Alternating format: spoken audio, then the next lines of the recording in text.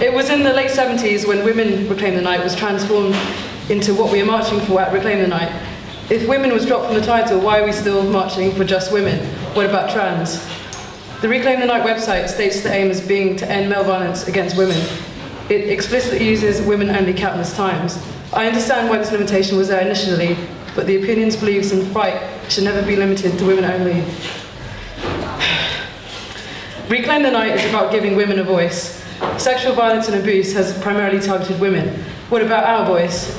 The obstacles trans survivors face are the same barriers faced by all survivors of abuse: worry, self-doubt, and shame.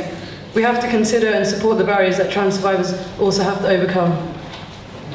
The system is consistently neglecting the increasing number of survivors who go beyond the gender binary of either sex or gender expression.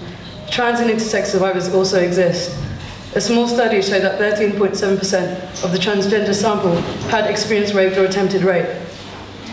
There are risks when a survivor comes out as trans and seeking support: discrimination, harassment, and further violence. And that's not even taking into account how the medical and legal system will recognise trans survivors, where the system is predominantly gender segregated. Gender identity should be the last thing to stand in the way of what we're fighting for and who we're supporting: the right to feel safe from violence of any kind.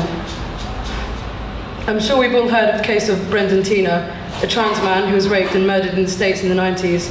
He was the subject of the film Boys Don't Cry, where we all fell in love with Hilary Swank. Beautiful actress aside, Brandon was ridiculed after he was raped, and his accusation was not taken seriously by the county sheriff. Since then, a website has been set up called Remembering Our Dead by Gwen Smith to monitor violence against the transgender community. Smith said that violent antipathy towards transgender people remains high in the US, especially in certain anti-transgender hotspots where attitudes towards the trans community are negative.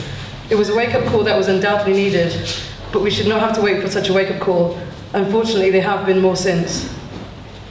In Sweden this year, a 61-year-old man brutally attacked a woman and ripped off her pants in an attempt to rape her. The district court understood his intention to rape this woman, but when she was found out to be a trans woman, the court ruled there was no completed rape. The man argued that he was unaware and wouldn't have been able to physically rape her. The court agreed, and he was only charged with assault.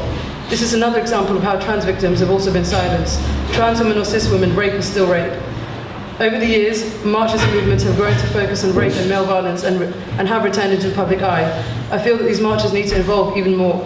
With gender expression and diversity increasing, attitudes changing, the support around us, legal, medical, and emotional, should also transform. We need to focus on rape and sexual assault within the trans community and help give us a voice too. Why Reclaim the Night? Because I too want to demand justice for survivors. I want to feel safe walking the streets at night, and I don't want to have to worry about being raped or sexually assaulted in the streets by someone unknown or even someone I trust. I want justice for transgender survivors. I want us to feel empowered tonight. Tonight we too will reclaim the night.